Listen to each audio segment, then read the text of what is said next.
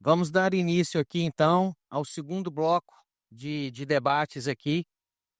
Dinheiro para inovação, né? Os nossos especialistas mostram o caminho. Nesse módulo aqui, nós teremos a presença do professor Marcelo Eduardo Vieira Segato, que é professor titular da UFES, engenheiro eletricista formado pela UFES, com mestrado pela Unicamp e doutorado em física pelo Imperial College London, no Reino Unido, professor titular do Departamento de Engenharia Elétrica da UFES, coordenador do Laboratório de Telecomunicações, o Labitel, e do Centro de Pesquisa, Inovação e Desenvolvimento do Espírito Santo, o CEPID. Tem vasta experiência em comunicações ópticas, redes inteligentes, smart grids, monitoramento de usinas fotovoltaicas e energias renováveis. Liderou projetos como a Árvore Solar, sistema fotovoltaico inovador para espaços públicos, e participa ativamente do Infóton, primeiro INCT do Espírito Santo. É membro do Conselho Técnico Científico da FAPES e atua na ponte entre academia, empresas e financiamento de inovação. Professor, faz favor. Bom dia. Pode, faz favor. Temos agora também o professor Francisco José Casarim Rapchan, professor titular do IFES, engenheiro da computação pela UFES, mestre em informática pela UFES e doutor em propriedade intelectual e inovação do INPE.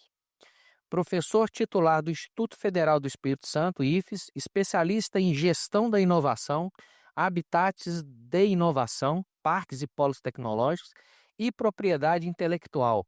Idealizador e diretor do Parque de Inovação Alvo Serra, Polo Inova Serra, um dos principais ecossistemas de inovação do Espírito Santo. Tem forte atuação na criação de incubadoras, suporte a startups e na articulação entre instituições de ensino, governo e empresas para transformar conhecimento em negócios inovadores. Professor, por favor. Dando continuidade aqui, temos a senhora Cecília Hassner, falei certo o nome? Sócia fundadora da Introspective, Prospective Inovação Tecnológica e Ambiental, doutor e mestre em Propriedade Intelectual e Inovação pelo INPE, especialista em Gestão do Meio Ambiente pela Université Libre de Bruxelas, Bélgica, fundadora da Prospective, empresa focada em estudos prospectivos, uso de patentes como ferramenta de inovação, inteligência tecnológica e suporte a projetos de P&D com viés ambiental e de sustentabilidade. Tem experiência prática em ajudar empresas e instituições a captar recursos para inovação, especialmente em temas de transição energética, economia circular e tecnologias limpas. Faz favor. Seja bem-vinda. E, como último palestrante aqui, temos o senhor Leandro Passos, da Eficácia, né? Um especialista em eficiência energética e inovação aplicada ao setor energético. Atua na Eficácia, uma empresa focada em soluções de gestão energética, monitoramento e otimização de consumo. Tem experiências em projetos que combinam tecnologia, dados e inovação para reduzir custos energéticos e apoiar a transição para fontes mais sustentáveis. É voz recorrente em discussões sobre como acessar grana, né, recursos financeiros, para projetos de inovação em energia, desmistificando burocracia e mostrando caminhos práticos de financiamento. Também é um ex-presidente do CDMEC, o Centro Capixaba de Desenvolvimento Tecnológico. Seja bem-vindo, Leandro. Bom, eu acho que eu vou ficar em pé aqui. Ah.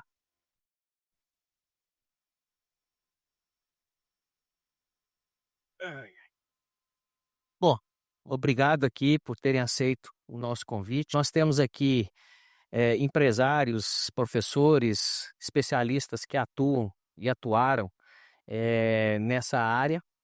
E vou fazer a pergunta aqui, queria que cada um dissesse aqui, qual foi o seu caminho, né? Começando aqui pelo professor Segato, você, como que você viabilizou, né? Ou como você viabiliza as realizações, os projetos que desenvolve, né? Você criou o primeiro INCT, conta um pouco para a gente dessa história. Depois também o professor Rapchan, e a Cecília, na sequência, também contar para a gente como é que surgiu a proposta aí da Prospective. E o Leandro também contar um pouco da experiência dele aí nessa parte de levantamento de financiamentos. Primeiro, obrigado pelo convite. Eu estava conversando com o Rapchan mais cedo ali, lembrei de uma história, Rapchan, vou falar agora. A gente vai ficando velho e começa a contar muita história, né, mas eu preciso contar essa história. Quando a gente é contratado na universidade, eu fui contratado muito novo, não tinha estava terminando mestrado ainda, você é contratado teoricamente para ser professor, nem cientista, nem alguém que trabalha com inovação. A palavra inovação nem existia quando eu fui contratado na universidade, a gente não usava essa palavra, né. Eu fui contratado literalmente no milênio passado, né, Rapchan. Eh, Dessas idas e vindas para buscar dinheiro, a gente sempre busca dinheiro fora do estado. Uma vez, há muito tempo atrás, quando o aeroporto ainda era no aeroporto, no terminal antigo, eu saindo da viagem de Belém, se eu não me engano, cruzei com o Rapchan que estava indo para São Paulo para fazer na época do doutorado ainda, você provavelmente nem lembra dessa história. Foi um daqueles encontros de pessoas que se conhecem há algum tempo, e aí o Rapchan falou assim: "Eu estou fazendo doutorado na área de inovação". E aquele negócio ficou na minha cabeça por muito tempo. Falei: "O que é um doutorado em inovação? O que que é um doutorado em inovação?". Ficou muito tempo até depois eu conseguir entender. Na universidade, aí eu posso falar da universidade, a gente realmente não é treinado para trabalhar com inovação. Então, assim, um professor universitário, ele é bom para fazer pesquisa, ele é bom para dar aula, ele é bom para buscar dinheiro, mas inovação é uma coisa que a gente teve que aprender como fazer, né. A receita que nós fizemos lá, você falou do INCT, né, Instituto Nacional de Ciência e Tecnologia, que é um marco dentro da ciência. O nosso INCT são 104 no Brasil, o nosso é o único que é voltado para a indústria, ele não é um INCT voltado para a academia, então ele tem uma proposta diferente, muito fruto das conversas que a gente vai tendo entre colegas, amigos, pessoas que a gente vai conhecendo ao longo do tempo. E esse INCT, quando a gente criou o INCT, na verdade era um plano de 20 anos. Então não foi uma coisa que começou hoje, né. Fala assim: como é que eu busco dinheiro para o meu laboratório, que está minha camisa ali do laboratório? De uma maneira diferente que eu busco dinheiro para o NCT. No laboratório eu busco dinheiro para fazer pesquisa. Então essa pesquisa não necessariamente tem obrigação naquele momento de virar um produto. A gente aprendeu ao longo dos tempos que vale a pena virar um produto ou serviço, mas é um processo, né. Eu vi o Alberto falando, eu sou contemporâneo do Alberto, doutorado também, bebi muita cerveja com o Alberto na Inglaterra, conversando sobre o cérebro eletrônico. Toda vez que ele começa a falar, eu começo a rir, porque eu conheço essa história há muitos anos. O Alberto teve esse caminho, né, o Alberto veio, ele era empresário antes de ser professor, né, ele foi já, eu vim no caminho mais acadêmico, e o que a gente aprendeu foi isso: você vai, faz um projeto, você consegue recurso, você traz mais professores, você traz mais pessoas. O sistema público de educação no Brasil não permite você contratar e descontratar professores e pesquisadores, é um caminho longo para poder fazer. Então a gente foi ao longo dos anos aprendendo como fazendo isso, trazendo mais gente e conseguindo o projeto. O que traz dinheiro, parece um clichê, mas é verdade, o que traz dinheiro é dinheiro. A partir do momento que você aprova o primeiro projeto, você consegue recurso para o segundo, e aí você tem que saber como usar bem esse dinheiro, reservar parte desse dinheiro para buscar mais dinheiro. Então, nem todo projeto que a gente capta, aí o dinheiro é exclusivamente usado nessa para o objetivo final, você tem que deixar um recurso para gestão e principalmente para prospecção. Então, a gente foi aprendendo a fazer isso, foi quebrando. Eu diria que hoje a gente tem uma taxa de acerto lá na UFS, nesse grupo que eu participo, de 75% dos projetos, mas durante muito tempo foi 25. Ou seja, para ter um projeto aprovado eu tinha que mandar 4. Hoje a gente praticamente não tem mais projeto recusado, porque é um grupo que cresceu muito e principalmente se especializou. Eu não sou especialista em inovação, não quero ser, e quero ter no meu grupo pessoas que saibam fazer isso. A melhor maneira de fazer inovação, eu não fui preparado para isso como pesquisador. Os meus colegas, nós somos 12 professores, um deles a gente estava comentando aqui, o professor Newton Garcia, né, que é um dos professores mais antigos dessa área no Brasil, nós não fomos preparados para isso. Então o que a gente está fazendo como grupo é trazer pessoas que têm especialização para nos ajudar. Se eu preciso de um gestor, eu contrato um gestor, e o INCT vai fazer isso. Se eu preciso de alguém de inovação, eu vou trazer alguém. É das áreas que eu conheço a mais difícil de trazer gente que é realmente especialista e não vendedor de PowerPoint, para ser bem sincero. Eu vejo muita venda de PowerPoint como inovação e não ação concreta, e PowerPoint não vira dinheiro, o que vira dinheiro é ação. Então acho que a experiência que a gente teve vai muito nesse sentido. Vou passar para o Puxan aqui, que eu falo mais, né. Não, que maravilha, o Marcelo Segato foi meu professor, e também é um prazer, né, poder o Alberto, que estava aqui também foi meu professor, e é bacana estar, né, nesse momento da minha vida, podendo compartilhar dessa forma, né. Para mim, a questão da inovação, ela chegou, por quando eu entrei no IFES, eu percebi ali uma oportunidade, porque já havia uma série de pessoas trabalhando ali, notadamente o Tadeu Piscinatti, eu acho que muitos de vocês conhecem, né, trabalhava essa parte de inovação, e a visão dele era o seguinte, como o Marcelo falou agora, né, a gente precisa trazer a inovação como um elemento importante dentro da formação das pessoas, né, para que as pessoas entendam o que que é isso daí. Assim como o empreendedorismo inovador, que é um uma peculiaridade, é um aspecto muito específico, ele precisa de suas formas, né, e a gente achou lá no IFES, junto com uma série de pessoas que estavam pesquisando isso, que o caminho seria através de incubadoras de empreendimentos de base tecnológica. Então a gente trabalhou para criar em cada um dos campi do IFES, pelo menos uma incubadora, né, que a gente chama de núcleo incubador. Com isso, os nossos alunos, os nossos professores passaram a ter essa experiência mais próxima da gestão da inovação. Porque uma coisa é a inovação em si, e nós somos todos muito inovadores, né? Nós, enquanto seres humanos, não por sermos capixaba, não por sermos brasileiros, não, por sermos humanos, né? Então nós somos inovadores. A questão é que a gente não gerencia isso, né? A gente não contabiliza isso, a gente não transforma isso em números, que esses números aqui potencializa, por exemplo, captações de recurso. Na medida que você tem esses números contabilizados das suas ações de gestão da inovação, fica mais fácil você convencer a iniciativa pública e a iniciativa privada das suas necessidades e recursos e de como que você pode dar resultados. Então, assim, aqui na história do Espírito Santo, a gente pode pegar, por exemplo, a automática lá do Bené, do Paulo Amaral. Então, eles na década de 80 já eram extremamente inovadores, né? Tinham uma capacidade enorme. Só que a gente não contabilizava isso, né? Então, a gente olha muito, por exemplo, para Santa Catarina, Florianópolis, notadamente, a gente olha muito para Recife, a gente olha muito para São Paulo, Campinas, eh, eh, e ver, São José dos Campos, outro dia eu estive na Paraíba, em Campina Grande, esses lugares eles têm uma cultura de gestão da inovação muito mais, solidificada, muito mais antiga do que a nossa aqui no Espírito Santo. Então isso acaba fazendo com que eles tenham há mais tempo esses números, há mais tempo estão lidando com esses resultados positivos, e então tem mais números, mais investimentos. Então, isso aqui no Espírito Santo é relativamente recente. Eu diria que, embora, né, por exemplo, a Tec Vitória tenha começado em 2000, em 95, 94, 95, foi a partir de 2008 que houve aquele, né, chacoalha no final de 2008. A gente diz que o mundo acabou em 2008, né, em setembro de 2008, e houve um renascer ali das empresas capixabas e tal.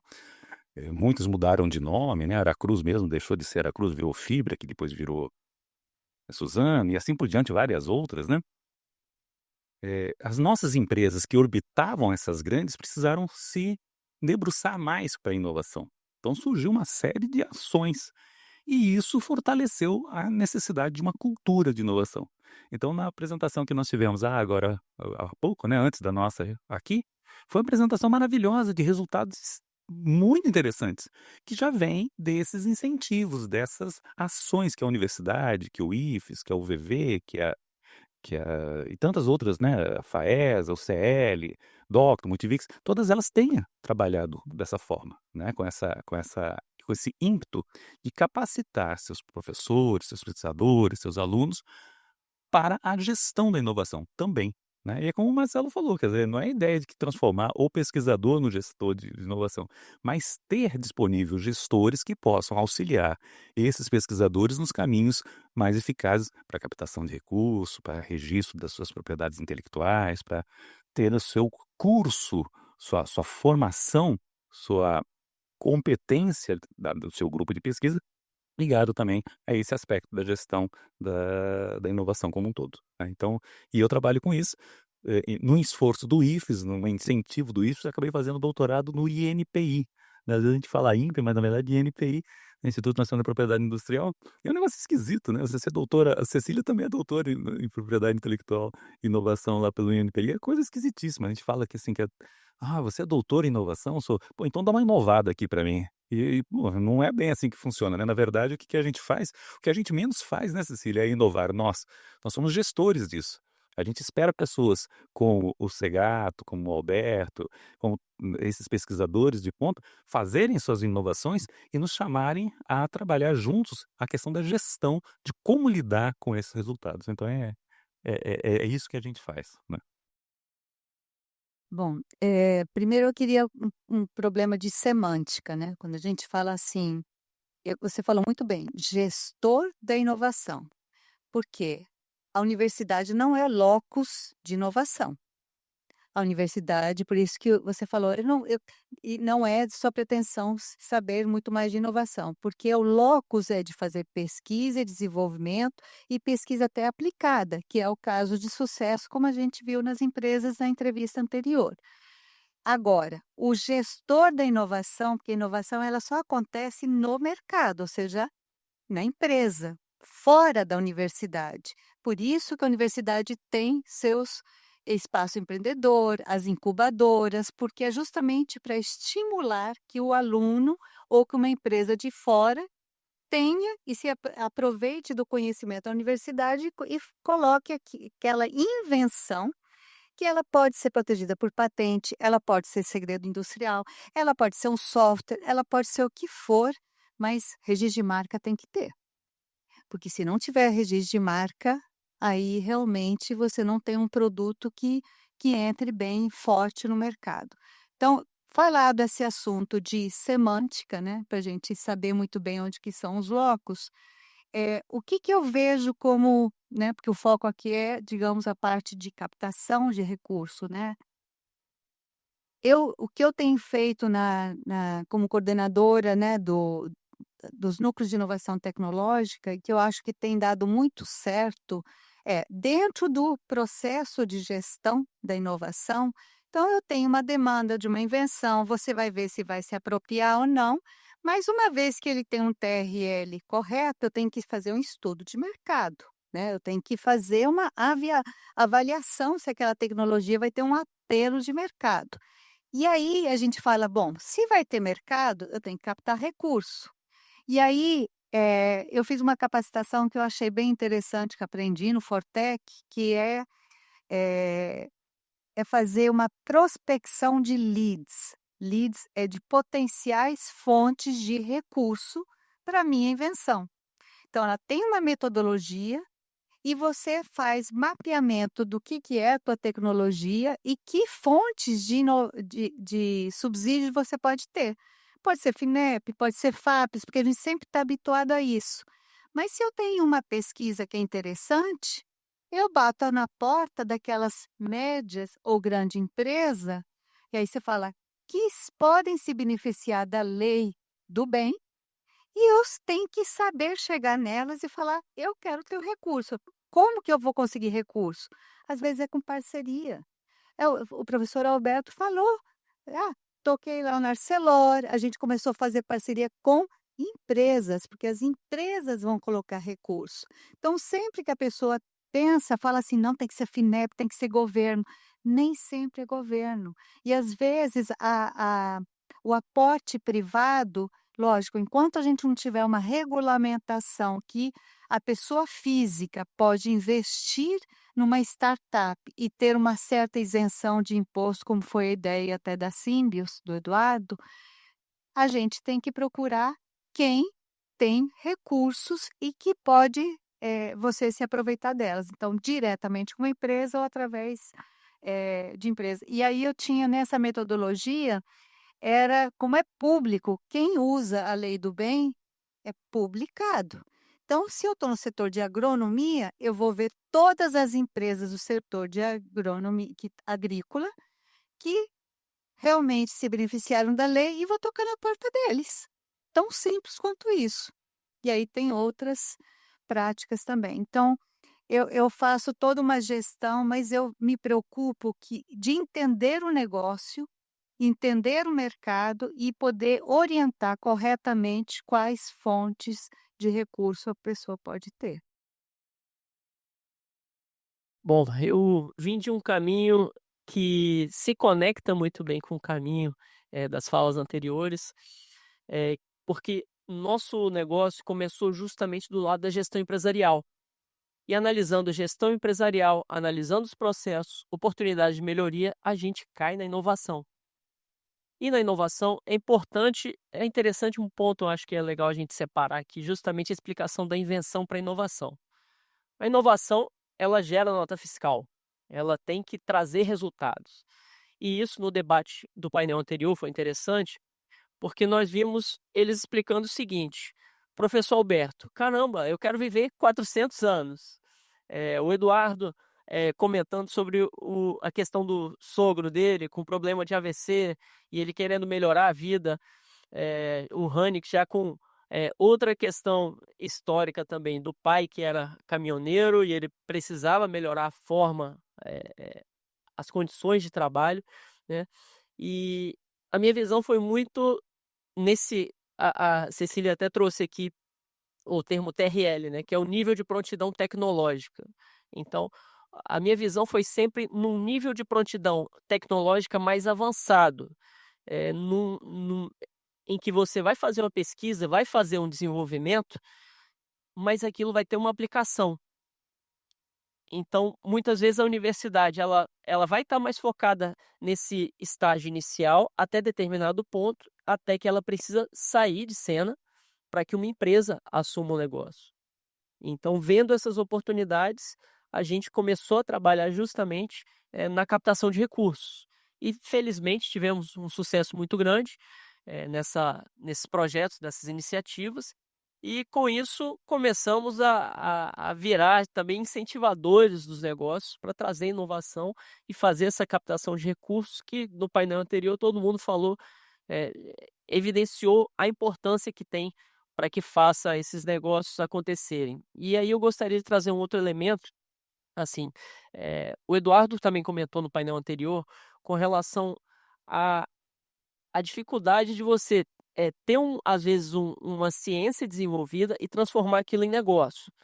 E aí eu acho que a importância do recurso e também das instituições está justamente em conectar esses pontos. Eu tenho várias histórias, vou contar uma aqui muito rápida, de um inventor que queria transformar um carro em híbrido. E qual que era a forma dele fazer isso? Ele queria conectar mais 2 rodas atrás do carro, ligar um motor elétrico, fazer uma adaptação, uma conexão entre essas rodas, simplificando, né? Conectar essas rodas no carro e permitir que isso fosse instalado em qualquer carro. Olhei a ideia e falei, interessante, ok. Mas vamos avaliar de uma forma prática. A partir do momento em que você pegar um carro e você fizer essa intervenção, ele vai continuar com a garantia? Como é que vai ser o impacto na aerodinâmica desse carro? Como é que vai ser o impacto na estabilidade? Então, assim, tem vários aspectos que você precisa avaliar como negócio. E para que isso tudo seja resolvido, eu vejo a fonte de recursos como muitas vezes as pessoas falam, eu quero captar dinheiro. E eu falo, calma, vamos avaliar de outra forma. Recurso nem sempre é dinheiro. Eu acho 2 pontos muito importantes nessa equação, que o professor Alberto falou até do tripé, que são pessoas e processos. Então, você trazendo pessoas de alto nível, elas também estruturam processos e, com isso, com os recursos, você fecha o ciclo e consegue desenvolver as iniciativas. E aí, rapidamente, vou dar mais 2 exemplos. Aqui, o próprio. Eu vou trazer um exemplo rapidinho do futebol. Em 2013, gestão do Flamengo foi analisar como que conseguiria ganhar mais competitividade. Fizeram algumas análises e chegaram à seguinte conclusão: se eu coloco mais recursos e pago melhor os jogadores, eu tenho um índice de correlação muito alta com os títulos. E aí tem formas diferentes de você fazer isso. Eu já trago um exemplo da Finlândia e da Suécia. A Finlândia pegou os recursos e falou: vou pagar muito bem os professores. E aí atraiu os melhores talentos para essa área e conseguiu grandes resultados. Já o modelo da Suécia foi o seguinte: vou pegar o recurso e oferecer para o cidadão escolher as escolas em que eles querem estudar. E os resultados foram inferiores. Então, quer dizer, não basta o recurso por si só. Também a metodologia, como ele vai ser aplicado, vai trazer resultados diferentes. Já estou tomando muito tempo aqui também antes para a gente poder seguir.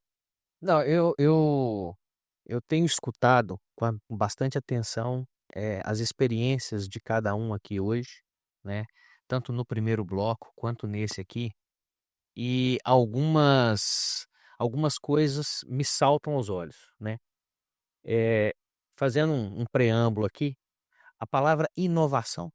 A primeira vez que eu escutei essa palavra, eu falei assim: que palavra cretina é essa? Desculpa o palavrão. Porque o que que é inovação? Inovação é você ter uma necessidade e você ir lá e descobrir uma forma diferente de resolver o seu problema. Como é que você sistematizaria isso? Né? E hoje, né, e já há algum tempo discutindo com vocês no dia a dia, e a gente percebe que a inovação ela é, na verdade, um processo de gestão, que ela é uma palavra que ela transcendeu o significado original, né, de ser uma mera inovar, um mero inovar, né, do verbo, para um processo de conhecimento, de saber o que fazer, como fazer, né, e também viabilizar recursos para isso. Então, eu acho que a experiência de vocês aqui, que vocês colocaram aqui hoje, vocês foram convidados para esse painel exatamente porque vocês venceram essa etapa, que é viabilizar os recursos para a inovação e gerir a inovação. No bloco anterior, foram colocadas aqui algumas dores que eu repasso para vocês aqui, né? O Eduardo mencionou, precisamos ter aqui uma... Ele não soube expressar isso em palavras, mas o que eu entendi que ele queria dizer, né, é um programa, né, num âmbito mais amplo, né, no molde aí de um REID do setor elétrico, que faz diferimento de impostos, que faz isenção de outros, né, ou do programa lá eu esqueci o nome da linha de petróleo. Não, sim, a ANP sim, mas tem um programa de fomento nos moldes do REID para investimentos na área de petróleo e gás. Então, o que eu entendi da fala deles é essa falta, mas eu noto também da fala de vocês aqui que existe da parte deles, enquanto empreendedores e enquanto inovadores, existe uma carência do conhecimento que a gente viu expressada até na rejeição deles, por exemplo, a questão das patentes. Porque, na verdade, é outra palavra também que o significado dela transcende um pouco aquilo que a gente historicamente entendia por patente, né? Conversando com a Cecília, com o Rapchan, a gente percebe que a patente hoje, ela não é simplesmente você ir lá e escrever num papel e registrar no INPE. É uma estratégia traçada, um planejamento que é feito de como proteger o seu conhecimento, né? E eu queria então, fazendo o meu questionamento para vocês aqui, o seguinte, tendo com base essas dores desses pesquisadores aí, desses empreendedores, como vocês visualizam que a gente pode melhorar esse conhecimento, disseminar esse conhecimento que cada um de vocês aprendeu sozinho, né, ao longo da vida? Como é que vocês acham que a gente pode ajudar esses empreendedores a acessar recursos, a estruturar o modelo de negócios dele dentro das linhas? A Cecília falou ali da fomentos privados. Existem, né, tanto na área de telecomunicações, quanto na área de energia elétrica, quanto na área do óleo e gás. Você tem fundos privados de investimento obrigatórios em pesquisa e desenvolvimento. Então, mas tem toda uma metodologia para você conseguir acessar esses recursos que as pessoas desconhecem. Como é que vocês acham que a gente pode desenvolver um trabalho para disseminar esse conhecimento e dar facilitar esse acesso a essas pessoas, esses recursos para essas pessoas? Eu tô lembrando de alguns fatos aqui só para. O Espírito Santo, até uns anos atrás, era o penúltimo estado em tudo no Brasil, né? Você falou isso, e a gente inverteu isso. Eu voltei do doutorado junto com o Alberto em 2001. E assim que eu voltei, meu laboratório tinha 2 computadores daqueles 286, e a chance de a gente ter um laboratório decente era zero. E a gente foi atrás desses recursos. O primeiro recurso que tinha mais fácil na época era da ANEEL. Na época ainda ligado muito a Excelsior, não era nem ADP ainda, era antes da Excelsior. Tem o recurso do Funtel, na verdade. Nós, ao longo dos anos, fomos pegando recurso ANEEL, a ANP, ganhamos um projeto do Funtel e nunca levamos o projeto estava lá no site como projeto aprovado, na época era 2 milhões de reais, que era muito, muito dinheiro, esse dinheiro nunca chegou. Dinheiro de agência, nesses programas, eles são mais difíceis, mas eles são muito bons. Não tem dinheiro melhor para fazer pesquisa e inovação do que o dinheiro da área de petróleo e gás. É um dinheiro bom de gastar, ele é fácil de gastar, não tem as amarras que você tem, por exemplo, quando você pega dinheiro na FAPES. Obviamente, eu não estou dizendo que ninguém não tem obrigação. A cada centavo que você pega, você tem que prestar conta dele. Mas te permite fazer coisas que você não consegue fazer nos outros. Ensinar as pessoas a fazer isso significa que ela tem que se debruçar sobre essa legislação que muda ao longo dos anos para poder entender como fazer e principalmente ter parcerias. Então a gente fez projeto, por isso que eu viajava muito naquele dia, eu estava no Andes. Eu estava no projeto da ANEEL lá no Pará. Nós desenvolvemos um sistema de fibra ótica usando dinheiro da área de energia em cima dos cabos de energia. Naquela época a gente não chamava de inovação, né? Mas já era inovação pro estado do Pará com dinheiro da ANEEL. Então foi um consórcio de coisas que a gente foi aprendendo como fazer e foi buscar recursos. Eu acho que tem um ponto anterior que eu não estava querendo tocar. Não adianta ensinar as pessoas a fazer isso. A gente tem uma deficiência muito maior do que dinheiro hoje, que é a deficiência de formação, que eu acho que a gente podia aproveitar na hora de fazer nesse caminho e discutir um pouco isso. Porque eu vejo pessoas como o Alberto que são extremamente otimistas, falando, põe dinheiro que resolve. Não resolve. Não resolve porque a gente não tem capital humano. Tá? Então eu gostaria até de voltar nesse ponto depois. Eu sei que essa não era a pergunta, mas isso ficou, quando eu vi a palavra caminho ali, isso ficou na minha cabeça aqui um pouco. Eu vou discordar de você, eu acho que esse é o caminho. A resposta a isso que você está colocando, de caminhos, ele passa muito pela cultura. Então, é muito difícil você mudar uma cultura para a cultura da inovação, para a cultura da captação de recursos, para a cultura de você ter relacionamento academia e empresa. São elementos culturais. Então, nós dentro da academia, dentro da universidade, do IFES, das ICTs, a gente está muito acostumado a fazer para. A gente tem muita dificuldade de fazer com. Ontem eu estava dando uma aula sobre isso e meus alunos ficaram muito surpresos, quase que decepcionados com isso, porque eles, como eu dou aula ali muito ligado à incubadora, questão de parque tecnológico e tal, eles veem a coisa de uma maneira mais fluida. Eles acham que essas coisas são comum. Relacionamento academia e empresa é uma coisa que acontece o tempo todo, porque eles veem ali acontecer. Eles não sabem que aquilo ali é uma exceção. É uma exceção. As universidades, IFES, UFES, UCL, DOC, UTVIC, Senai, são instituições fechadas. Nós somos torres de marfim, a gente conversou disso em outro momento. Se a gente não quebrar essas coisas, não adianta ter dinheiro, porque o dinheiro vai fazer com que nós fiquemos cada vez mais ensimesmados. Nós vamos olhar cada vez mais para o umbigo que nós já estamos olhando já há décadas. Então, assim, como é que a gente quebra isso? A gente quebra isso com cultura. Então, ter mecanismos como a UFES tem tido agora, como o IFES tem tido, como várias universidades têm feito, no sentido de ter incubadoras, parques tecnológicos, relacionamento com empresas de forma mais estreita, vai fazer com que, por exemplo, a questão da propriedade intelectual, que no grupo anterior, né, falou, esse negócio não serve para nada. Não serve porque a visão dele é uma visão de startup. Na visão de um cara que está começando com uma startup, é natural que ele tenha esse negócio. Ele não tem experiência de vida, né? Tá? Porque a Tesla não tem patentes. A Tesla tem milhares de patentes. Eu não sei se já chegou a milhões, mas eles têm milhares de patentes. Aí falaram que o Elon Musk disse que você pode usar as patentes dele. Ele não disse isso. Ele disse que você pode, de boa fé, usar a sua patente.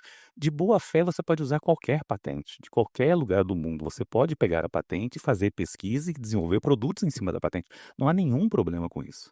Mas isso mostra o desconhecimento, a falta de cultura de propriedade intelectual que a gente tem no Brasil. Se patente fosse uma coisa tão boba, China não depositava 1.300.000 patentes. Será que eles são bobos e nós somos espertos pra caramba? Né? Os Estados Unidos deposita quase 1 milhão de patentes e assim por diante. Então veja, essa questão cultural, ela começa no ensino fundamental. Então, o ensino fundamental de base, do jeito que você estava dizendo, é isso sim, esse é o caminho da resposta. A gente precisa de muito ensino fundamental de altíssima qualidade. Nós precisamos de muito de ensino médio de altíssima qualidade. E aí sim nós teremos bons alunos do ensino superior e teremos bons alunos dentro dos grupos de pesquisa, mestrado e doutorado. E é assim que acontece, não há mágica. Nenhum desses que chegaram aqui vieram de caminhos que não esse, de bons estudos, de boa trajetória. São pontos fora da curva. O que a gente tem que fazer é transformar essas exceções em regra. E a forma de fazer isso é um ensino de muita qualidade.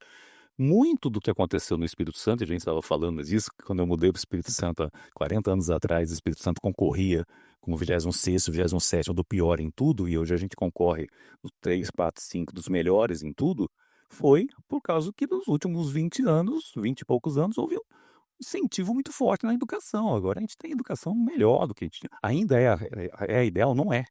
A gente é muito melhor. Muitos de nós, mais velhos, foram estudar em escolas unidocentes. Primeira, segunda, terceira e quarta série na mesma sala. Eu tenho colegas, tias, que foram educadoras unidocentes. Agora, nesse século XXI.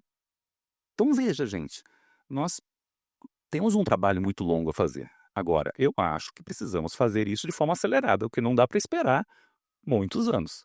Então, lutar para que haja incentivo para a relação academia-empresa mais estreito, em que a gente tenha menos preconceito com a relação de fazer com. Então, eu vou fazer uma pesquisa, falou-se aqui de TRL, né? Passou de um determinado número, 3, 4, 5, a empresa tem que estar junto. Quem tem que depositar a patente não é a universidade. A universidade não tem que depositar patente. Vou comprar briga aqui com a minha amiga Cecília. Quem tem que depositar patente é a indústria. Quem tem que depositar patente, propriedade intelectual, desenho industrial, essas coisas todas, é a indústria. E nós temos que trabalhar juntos. É assim que funciona nas grandes universidades no mundo inteiro. Se você for na China, as grandes universidades funcionam assim. Se você for nos Estados Unidos, as grandes universidades funcionam assim. No mundo inteiro é dessa forma. O que nós precisamos? Precisamos dessa cultura. E eu acho que esse adensamento que nós temos tido recentemente, de gente falando sobre gestão da inovação, assim como nós fazemos inovação, mas falar de gestão da inovação, eu estou aqui com uma aluna do curso de pós em gestão da inovação que a gente tem lá no IFES. A gente trabalha com 200 alunos, capacitando essas pessoas para que elas sejam gestores de inovação. Eles vão fazer inovação? Não. Eles são burocratas. Eles são os administradores, eles são os contabilistas, eles são os burocratas do processo, que vai fazer com que, a partir do momento que essas inovações acontecem, você registrar isso adequadamente e poder ter os benefícios que isso que vocês estão falando. Então, ter, por exemplo, acesso aos fundos setoriais, por que outros estados conseguem mais facilmente? Esses dias nós captamos um recurso lá de 15 milhões do FINEP, mas fizeram uma festa gigantesca. Eu morri de vergonha. Eu falei, pô, a primeira vez que se fala de parque tecnológico aqui e consegue dinheiro, porque... Pois é, mas, gente, nós estamos muito atrasados, né? Poucos estados no Brasil que não tem parque tecnológico. Nós somos um deles, né?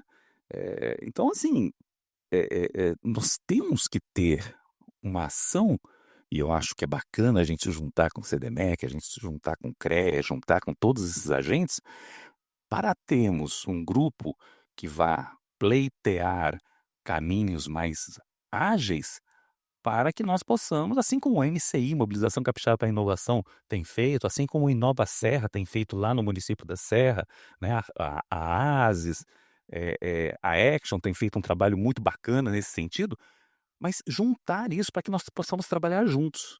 e trabalharmos com e não trabalhar para, né? Então essa é a minha visão. Bom, você falou tanta coisa e é tanta coisa assim para justamente alinhar, porque no fundo você está falando de um ecossistema de inovação. E eh, a tendência é ser muito individualista. Todas as instituições querem aparecer. E afinal você vê, eu sempre lembro, acho que era o Millet que falava do complexo do lata de caranguejo. De siri, caranguejo, sei lá, tanto faz todo, mas assim, é tudo tão individualista e parece que em vez de se apoiarem para um bem comum, não, um hub quer competir com outro hub, que aquela Tec Vitória já não, a Tec Vitória aqui não, então agora é outro e agora é outro. Então eu falei: "Gente, agora vai criar um parque tecnológico, vai ficar brigando com outro parque tecnológico?". Então assim, se a gente tem um ecossistema de inovação, a gente teria que criar algo de uma forma virtual para fortalecer essa rede, porque são atores diferentes e que podem potencializar a captação de recurso, que podem potencializar uma pesquisa, viabilizar uma pesquisa, onde se vê um potencial de ter pesquisa aplicada e que dali vai ser transferida para uma empresa. Então, o que eu acho é assim, é um trabalho em rede. Você tem que ter uma coordenação que é fora de uma MCI, é fora, é tipo assim, algo externo, quase que um ET externo, e que diz: "Vamos fazer reuniões", metodologia ágil, não é? Vamos fazer algumas reuniões que todo mundo converja e que a gente faz um rodízio de hubs, de instituições, e a gente possa falar, às vezes, do mesmo tema, porque catequizar que é a parte, né, que a gente faz da cultura de propriedade intelectual. A gente está falando sempre gestão da inovação, gestão, né, de inovação. E eu sempre digo assim, gestão da propriedade intelectual também, né? Porque você tem que trabalhar os dois juntos. A propriedade intelectual faz parte da gestão da inovação. Então, e só para te corrigir, não é que a universidade não deva ter a patente, ela é temporária. A gente deveria pensar que a gestão de um nicho, de uma universidade para patente, devia ter prazo. Só fica 3 anos. Se não passou do momento que começa a aumentar a anuidade, ó, para fora, para fora. A gente deposita, se não foi para a empresa, transferida para a empresa, é tchau e benção. Por quê? Senão vira um custo muito alto, um passivo. Então, essa é a minha ideia. Eu acho que a gente deveria mais pensar em articular melhor, porque existe realmente o Estado tem crescido, porque tem tido programas que nos obrigam a trabalhar em conjunto. Tem o Fundo Soberano, mas além disso é uma gestão que tem sido bastante transparente e proativa. Então isso a gente vê os resultados, né. Enfim. Bom, vou complementar com a fala que eu trouxe no início, né? Pessoas e processos. Então, eles já começaram a falar logo: precisamos de gente boa. E, bom, eu vou trazer o exemplo prático desse negócio que eu comecei a desenvolver na área de energia, e que foi assim: por volta de 2020, a gente já tinha uma especialização muito grande em captação de recursos. E eu falei: "Olha, essa área de energia é uma área que eu gosto, acho interessante, mas eu não tenho perfil para ser e não vou ser, um gênio como o professor Alberto e o pessoal que está aqui. Mas eu sou alguém que se articula bem com pessoas, se articula bem com instituições, tenho um nível técnico para estruturação de projetos, modelagem de negócios, processos, finanças. Então, a gente tem algumas competências da gestão empresarial. E o que que faltava? Pessoas. Como que eu comecei esse novo negócio? Foi justamente buscando uma captação de recursos via CNPq para trazer 2 doutores para dentro da empresa. Dona Télia hoje está com a gente. Então, trouxemos 2 doutores, e aí você tendo gente, com nível técnico, com uma competência muito grande, as coisas fluem de uma forma muito mais fácil. Agora, não é da noite para o dia, logicamente. Comecei isso em 2020, nosso primeiro contrato que deu mais uma estabilidade e longevidade para essa equipe, foi lá para 2024, talvez, e identificamos a oportunidade, a necessidade também de trazer mais gente, que fizemos? Um novo projeto para trazer mais bolsistas. A gente está precisando de um eletricista, vamos pegar um recurso para esse eletricista. Tem uma oportunidade de desenvolver uma tecnologia diferente. Qual o nível de prontidão tecnológica dessa tecnologia? Que é o caso de um projeto de um biodigestor que a gente tem agora. Vou instalar no IFES, tá? Só que vai ser de Liares. Então, qual o nível de prontidão tecnológica? Esse nível de prontidão tecnológica não está muito desenvolvido. Então, vamos doar para o IFES. O recurso está no meu CPF, está no meu CNPJ. A gente vai colocar o dinheiro todo lá para dentro do IFES e deixa para lá. Como é que eles vão usar depois? Que levem mais empresas, que desenvolvam mais pessoas e a tecnologia vai estar ali. Se no nosso desenvolvimento a gente tiver bons achados, achar alguma coisa interessante, durante o nosso período de pesquisa, 2, 3 anos, nós temos prioridade para usar aquela tecnologia. E aí a gente pode tirar ela e levar para dentro de uma empresa, mas vai ficar ali à disposição para todo mundo. Então, assim, só dando um exemplo, trazer pessoas, depois estruturar processo e captar os recursos. Bom, Só uma questão, esse caso, por exemplo, que o Leandro colocou aqui, vai muito ao encontro do que eu estou falando, de fazer com, né? Então, quando a indústria, quando a empresa, ela traz para dentro da instituição acadêmica essa relação mais estreita, olha, então eu vou colocar ali uma parte da minha planta, uma parte de uma planta piloto e tal, isso facilita essa relação e torna ela perene. E ela não fica só à mercê de um edital ou de uma oportunidade de captação de recursos. Ela é construída ao longo do tempo. E quando vem essas outras oportunidades de captação de recursos públicos ou privados, essa relação já está mais amadurecida, né? Então isso é formidável. professor, queria fazer aqui um resumo das conclusões que a gente chegou até agora, né? Então, o caminho para o dinheiro da inovação. O professor Segato aqui colocou formação, né? Ou seja, você ter uma educação de base boa e consistente. Depois foi complementado pelo senhor com a palavra cultura, né? Desenvolver uma cultura de gestão, de disciplina, né? Desde do berço até o curso superior. A Cecília colocou a questão da proteção do trabalho intelectual, né? E o Evandro, o Leandro, não sei porque eu estou com essa palavra, o Leandro colocou a questão do trabalhar com, né? De trazer. Eu acho aqui o seguinte, eu noto em todo mundo que a gente faz as perguntas, uma certa dificuldade de falar sobre a dor que sentem, né? A gente viu aqui o professor Alberto, conta as histórias dele engraçadas, o Hannick, o Eduardo, mas eles não conseguem expressar, muitas vezes, a dor que eles sentem de uma forma clara.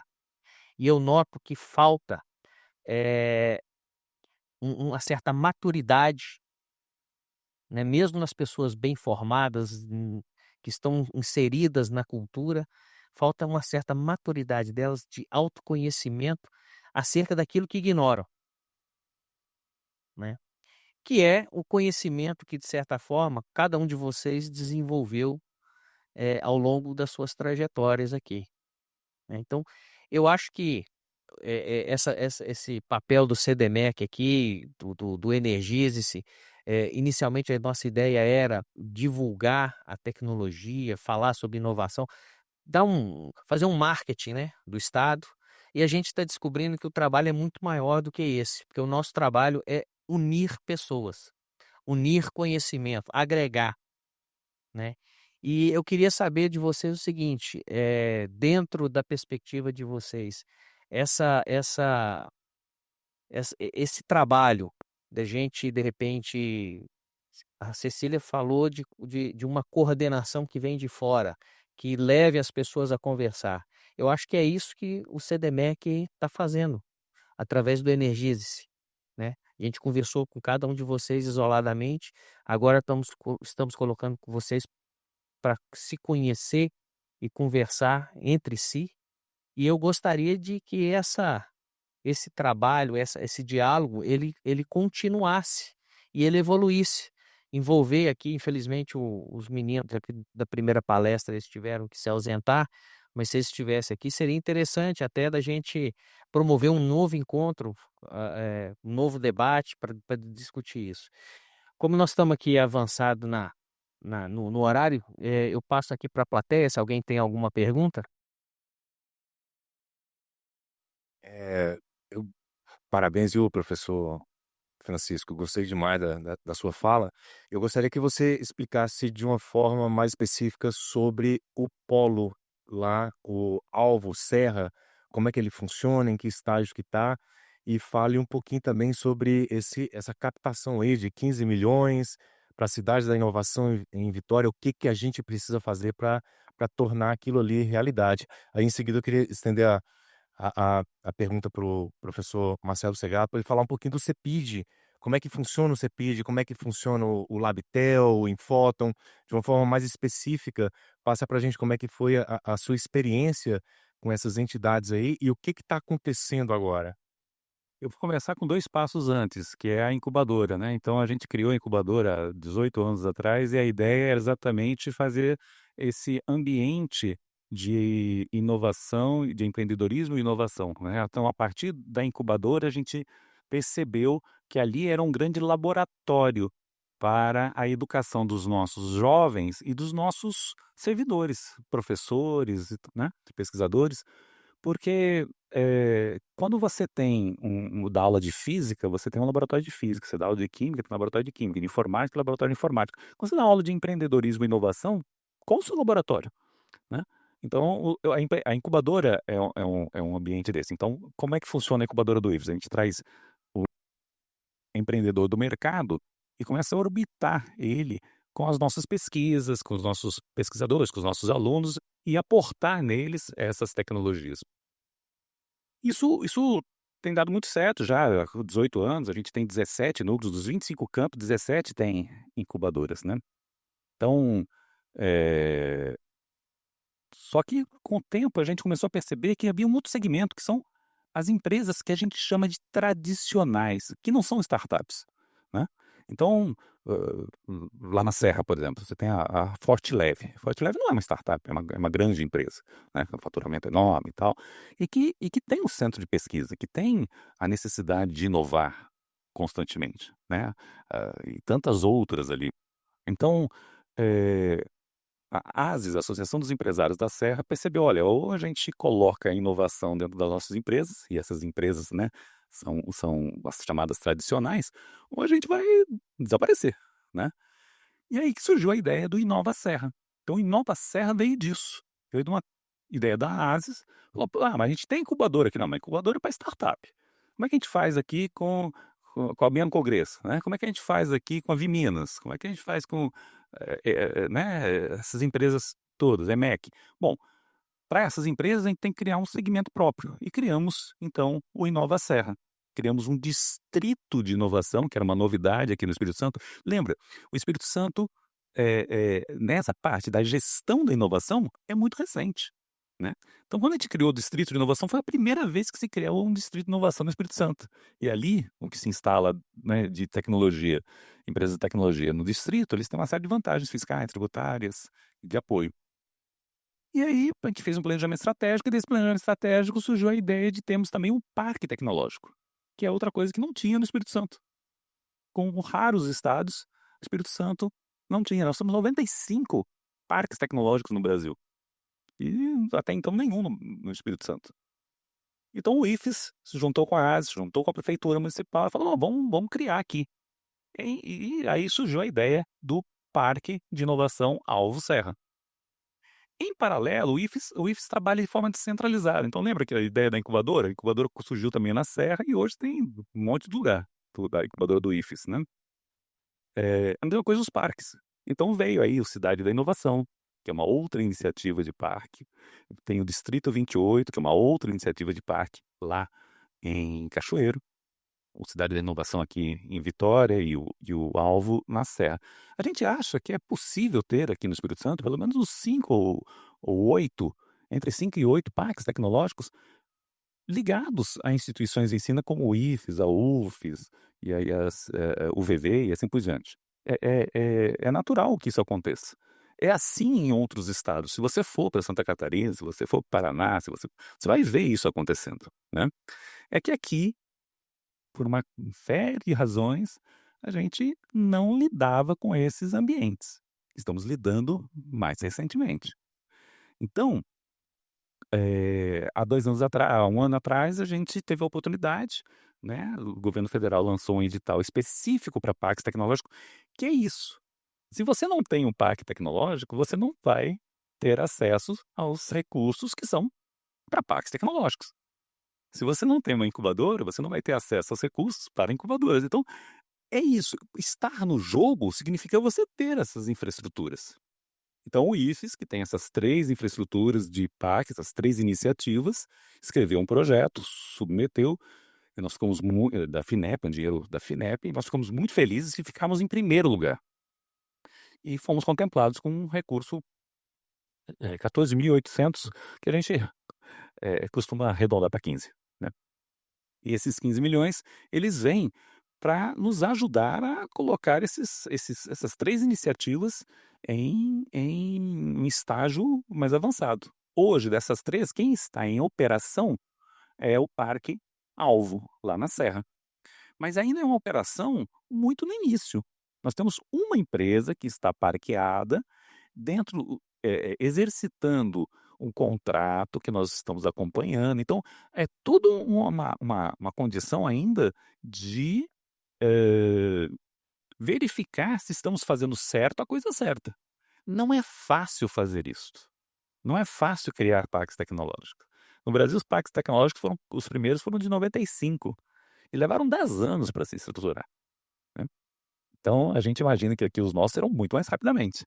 Mas o que nós temos nesse momento, pelo menos do ponto de vista das iniciativas que o IFES trabalha, é isso. Nós temos 3 iniciativas: Distrito 28 em Cachoeiro, o Cidade da Inovação aqui em Jardim da Penha, em Vitória, e o Parque de Inovação Alvo Serra, lá na Serra, que é uma área de 50 mil metros quadrados dentro da área do IFES, né, equivalente a 5 quarteirões, para instalação de empreendimentos. A gente tem um primeiro empreendimento instalado e que a gente deve ter, talvez até o final do ano, o início do edital para que novas empresas possam se instalar. A ideia é que, no primeiro momento, 4 empresas e assim por diante, né? Aos poucos vão se instalando, até para que a gente também, tudo bem, é uma questão cultural, né? Não é uma coisa que você liga a chave de um dia para o outro e as empresas vão todas querer ter lá seus espaços dentro do nosso parque. Isso acontece paulatinamente na medida em que essa cultura, né,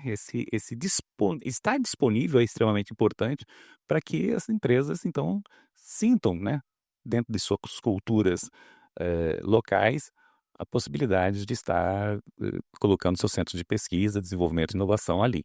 Então, é mais ou menos isso. Você entendeu a sua pergunta? Deu uma volta, é isso eu precisava para que ficasse claro para todos, né? Eu vou te responder, eu acho que também eu vou fazer um ciclo igual o Rapchan fez. O início é o Labtel, que é o Laboratório de Telecomunicações da UFS, que tem 40, quase 50 anos já, né? Eu fui aluno dele lá. A gente nem chamava Labtel naquela época, tá ligado? Tá. E o CEPID foi um projeto FINEP, na verdade. E é um bom exemplo, que o Rapchan, que vocês falaram, de como a gente bate cabeça no Estado e às vezes não consegue resolver problemas. O CEPID foi criado dentro do FINEP, da FINEP, né? E foi um projeto aprovado em 2007, com o governo do Estado, mas o recurso era basicamente FINEP, e aí o governo do Estado depois resolveu aportar recurso para construir aquele prédio lá em Cariacica, que eu convido todo mundo a conhecer, é um lugar bem interessante. Depois do Marco Legal da Inovação. O Marco Legal da Inovação fez 20 anos, o CEPID foi 2007, então Em 2018 foi construído o prédio, eram 7 laboratórios, a gente aumentou o número de laboratórios lá, mas lá não tem uma coisa importantíssima, o Leandro teve lá, né, Leandro? Acho tem uma coisa importantíssima, não tem CNPJ, então não tem emissão de nota fiscal.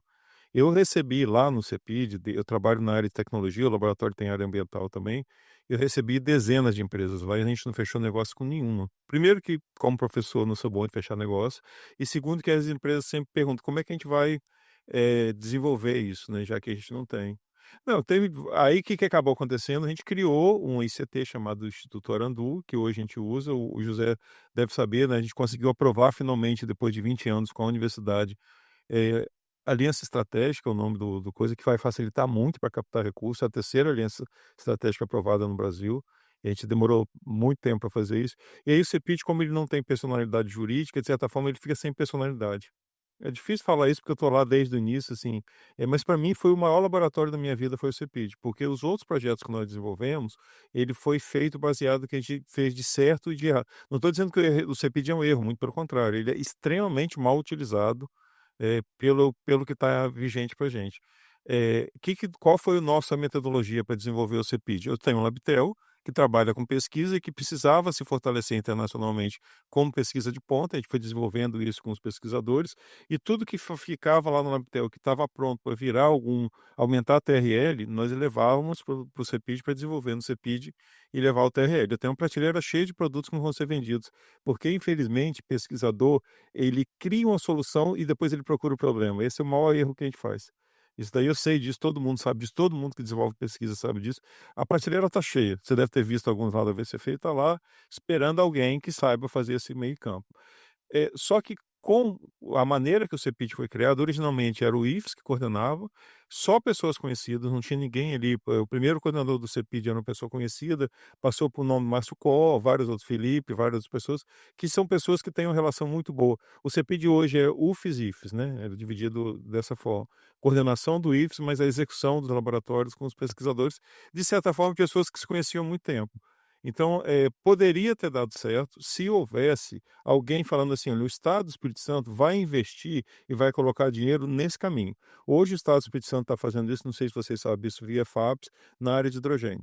Então, eu estou até participando das reuniões com o grupo lá, embora não seja da área, mas como eu sou do CEPID, eu participo dessas discussões. Que eu acho que finalmente, depois de muitos anos, não é à toa o tal presidente da FAPES.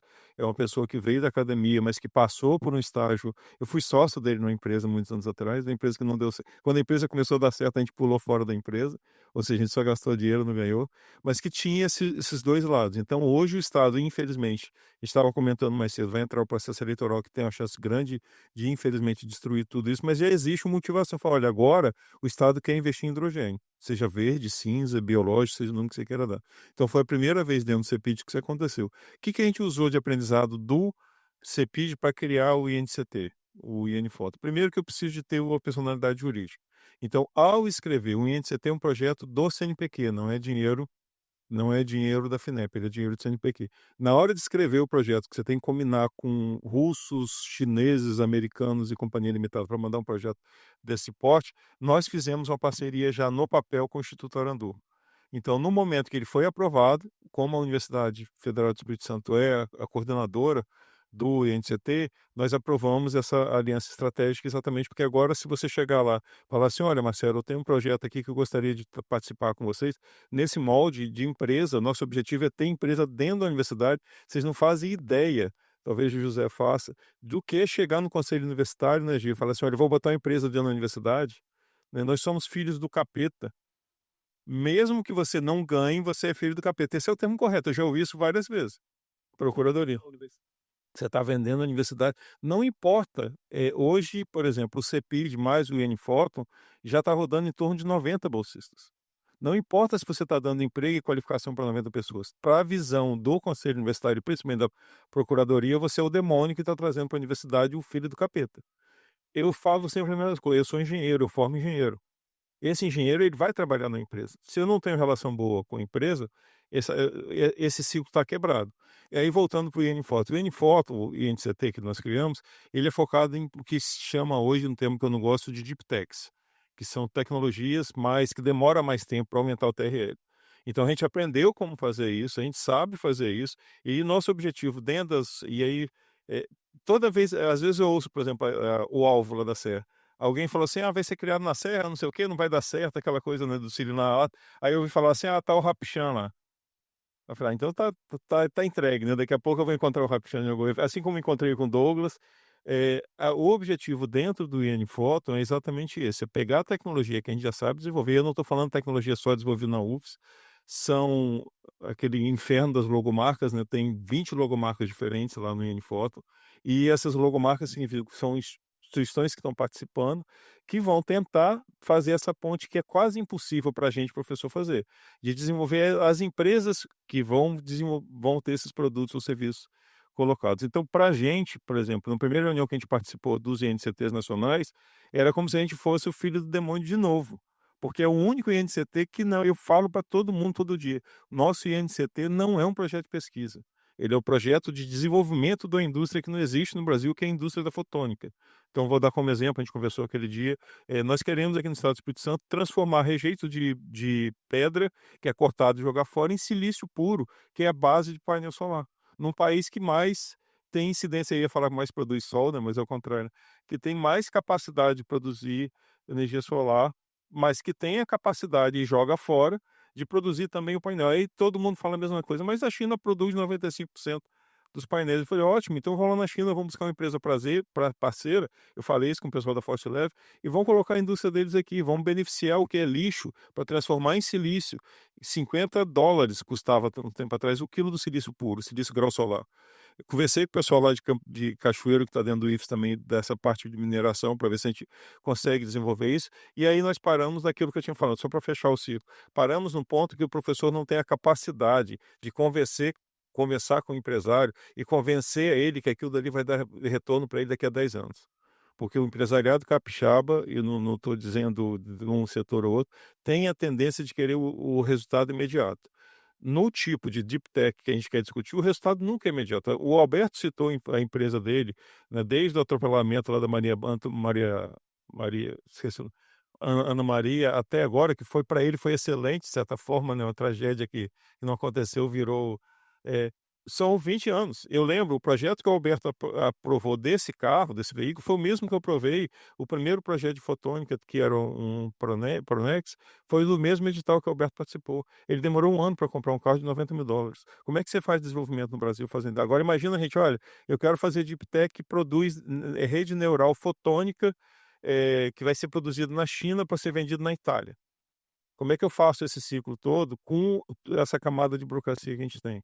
Então a gente tem uma dificuldade absurda de fazer os universitários, digamos assim, conversar com o setor produtivo, com os empresários. Tem uma dificuldade absurda dos empresários entenderem que às vezes precisa ter um pouco de calma e ter recurso privado também para investir, né? Então, de certa forma, só para fechar o ciclo que eu tinha te falado, a gente vai amadurecendo cada um desses projetos. Então, o CEPID, para mim, foi realmente, não só para mim, eu conheço, são colegas nossos, dos 7 coordenadores que estão lá, eu conheço todos os 7 desse tempo todo mundo aqui, na verdade, conhece as pessoas, são pessoas que têm uma mentalidade parecida de querer desenvolver coisas, mas que a gente lá esbarrou numa questão política e burocrática.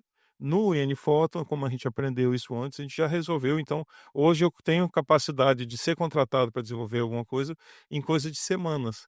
Se eu for fazer isso dentro da universidade, se você for fazer isso no IFES, pelo menos 6 meses para ter projeto. Aí você chega para a empresa e fala assim: eu preciso 6 meses para rolar a burocracia, para poder, já passou.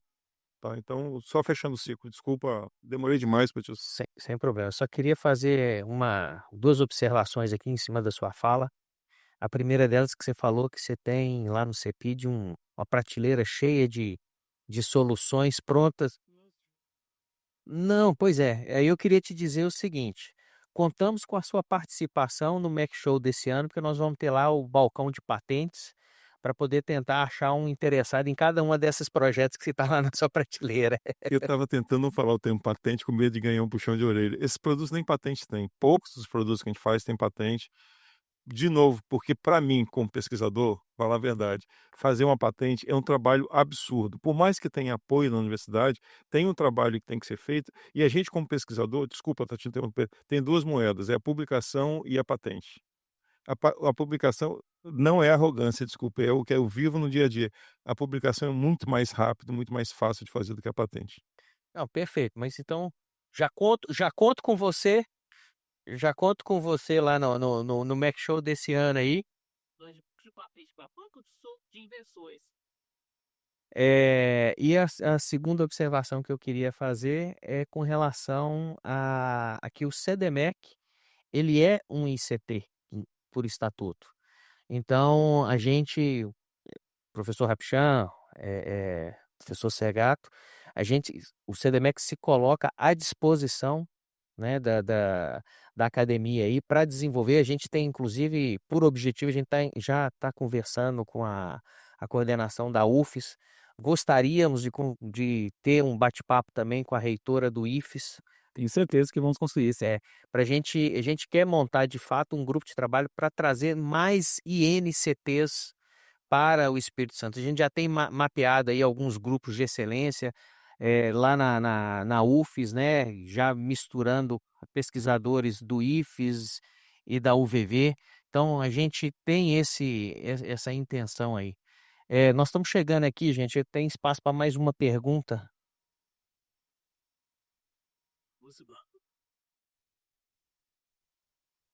Bom, vou abrir o espaço para pergunta para outros se quiser. Na verdade, a minha fala é só mesmo um agradecimento, né?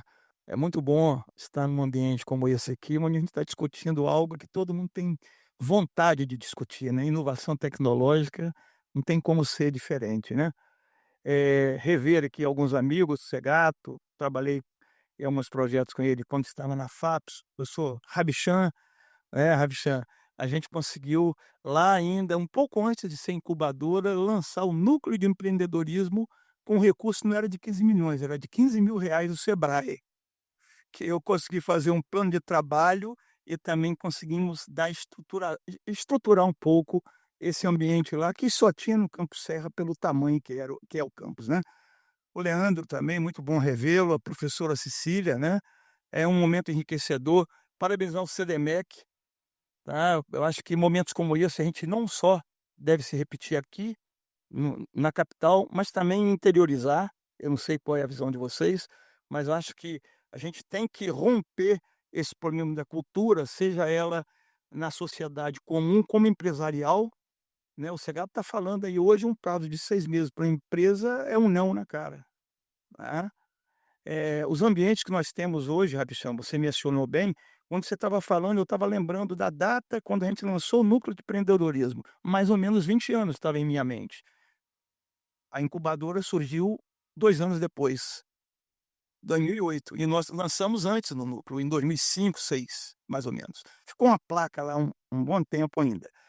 Mas nós temos que tentar quebrar isso daí, e uma forma de quebrar é essa, né, da gente trazer para a sociedade. Quantos daqui não sabiam de projetos tão, assim, espetaculares como foram apresentados aqui hoje, né? Eu já conheci alguns, mas muitos talvez não.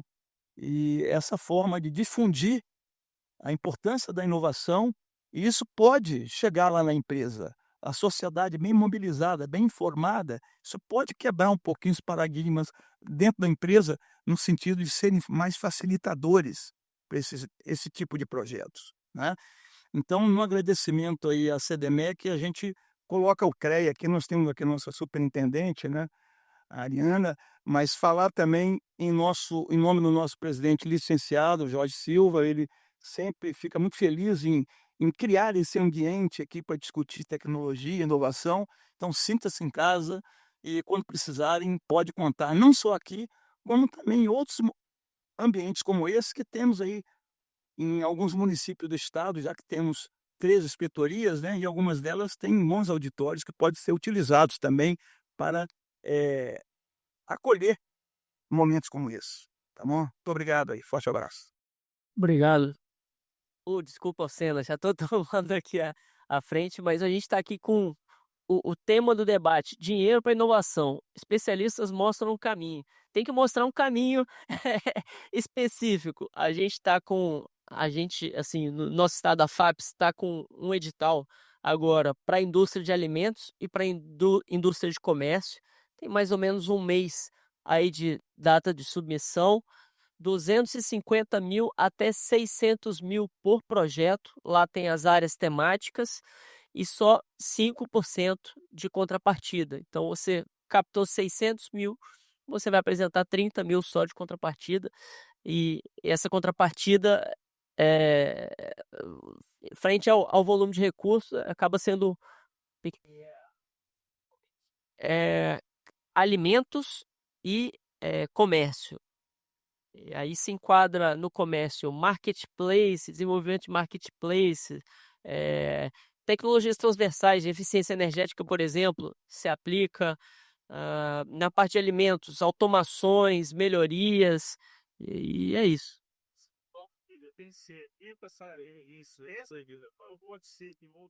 Isso tem que ser depositado numa conta corrente, só que você pode pagar, por exemplo, um prolabore de sócio. Eu não me lembro específico agora se esse deixa prolabore de sócio, mas, por exemplo, a empresa que entrou vai pagar a dedicação do próprio sócio no projeto. Rapidamente, só para completar a sua fala aí, agradecemos muito a parceria do CREA, e a intenção é usar muito essa parceria ao longo dos anos, viu? E professor Rabchan e professor Marcelo, a gente vai fazer missões do CDMEC lá, dos associados, e levar até o CEPID e conhecer lá o Alvo Serra. Vamos fazer isso. E esse aqui é o primeiro de um monte de seminários que nós vamos fazer e vamos estreitar essa parceria. Deixa eu... Nova Economia Capixaba, eu estava procurando aqui no site para ver.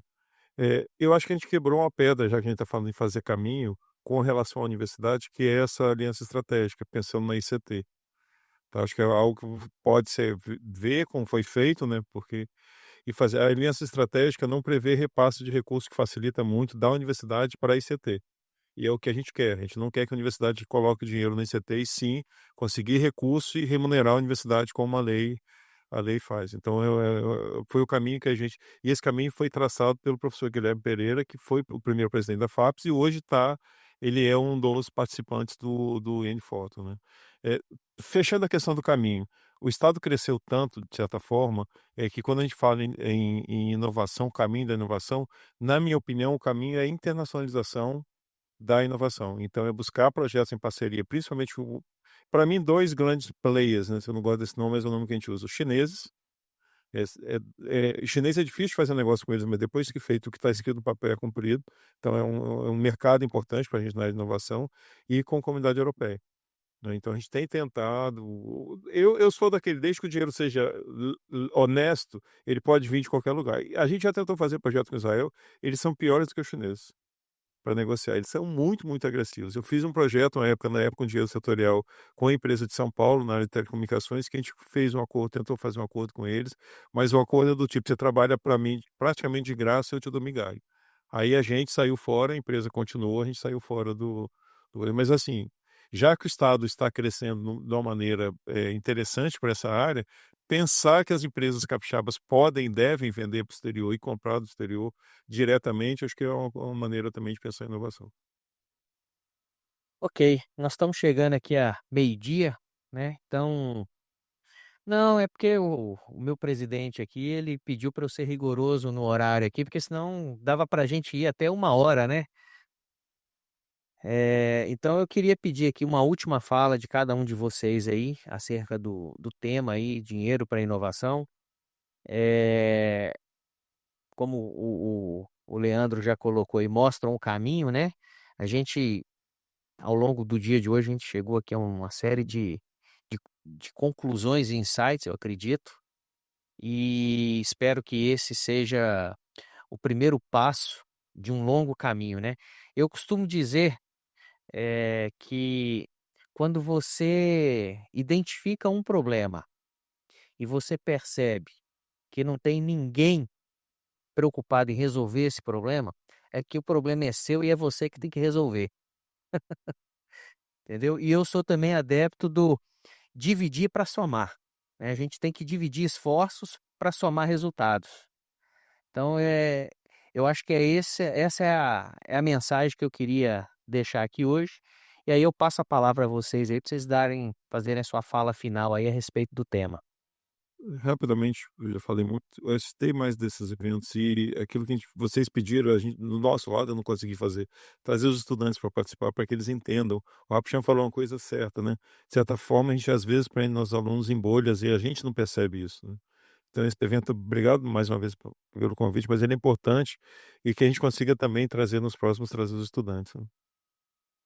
Eu acho que eventos como esse são extremamente importantes para que a gente possa discutir e aqui a gente acaba aprendendo muito, né? Para dar a impressão que a gente tem convicção de fala aqui de uma forma, né, impostada e tal.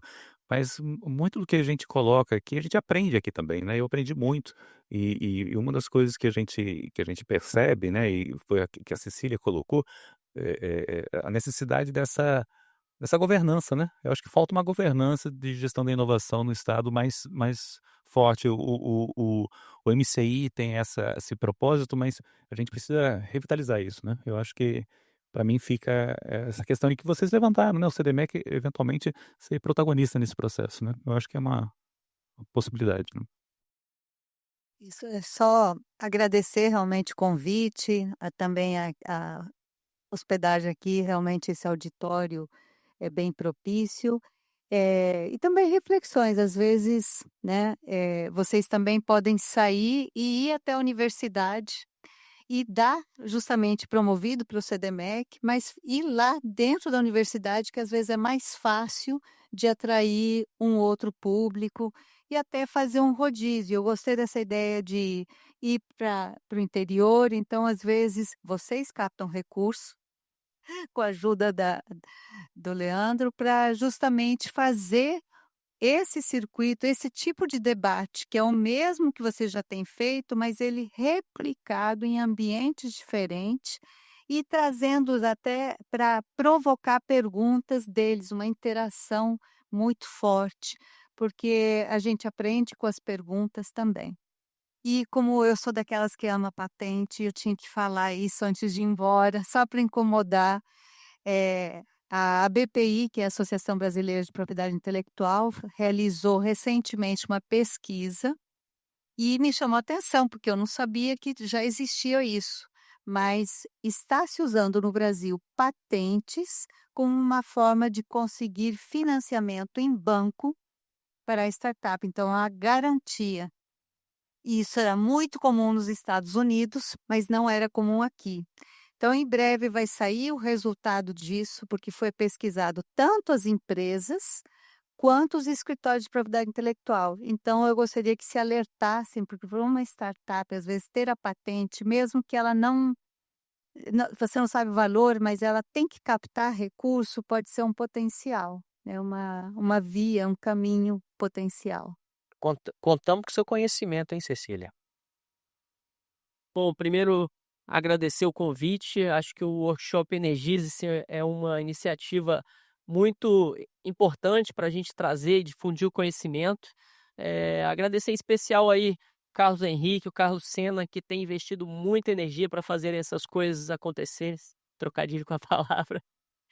A Alcrea, que também recebeu a iniciativa aqui, Confea, Mútua, né? É importante a gente ter esse apoio de todos. As associações são muito importantes aí, falaram bastante associação, para que também possam fazer esse movimento. E, bom, deixa uma provocação aqui também para o pessoal trazer gente boa para dentro da empresa, usar os recursos para fazer isso, trazer as pessoas boas, se aproximar. Essas pessoas boas geralmente vão estar vinculadas à universidade ou vão ter sido capacitadas pelas universidades, e só de você colocar as pessoas boas lá dentro e jogar os editais aí como provocação, conversando com as universidades, você já, em algum momento, você vai ter sucesso, com certeza. Bom, muito obrigado a todos por esse momento, por terem aceito o convite do Energize-se, né, e do CDMEC. Como o Carlos colocou aqui no início, o Energize é uma iniciativa do Centro Capixaba de Desenvolvimento Metal Mecânico e do Fórum Capixaba de Energias Limpas, que vem sendo patrocinada aí pelo CREA e pela Mútua, né? A gente agradece aí a parceria, esperamos enrobustecer essa parceria cada vez mais, né? Usar no bom sentido, a rede de contatos aí do CREA para a gente levar o conhecimento ao maior número possível de pessoas, né? E ajudar também a divulgar as iniciativas capixabas de pesquisa e desenvolvimento e inovação tecnológico, né? Viabilizar aí os parques tecnológicos, as cidades da inovação, fomentar a criação de novos INCTs, ou seja, queremos levar aí o Espírito Santo para o século 22, né? Não é nem o 21 mais, é o 22 agora. Muito obrigado a todos aí.